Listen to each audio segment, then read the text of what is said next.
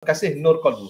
Kasih nur qalbu ni merupakan satu amalan pengasihan yang mana kalau tuan-tuan baca semua, tuan-tuan baca sekali tuan-tuan baca, maka tuan-tuan akan menusuk kalbu sesiapa saja yang memandang anda. Bukan anda tertuju, anda tak bertuju, tapi dia memandang anda akan menusuk kalbu dia. Dia tengok anda, kalbu dia akan tertusuk hasil pada amalan yang anda amal. Okey, bukan setakat ni Ustaz beritahu ni, bukan setakat anda, orang biasa atau orang besar, siapa manusia, bahkan termasukkan jin juga semua. Jin dengan makhluk-makhluk lain semua akan tunduk, akan kasih, akan patuh kepada anda dan juga semua akan taat kepada anda.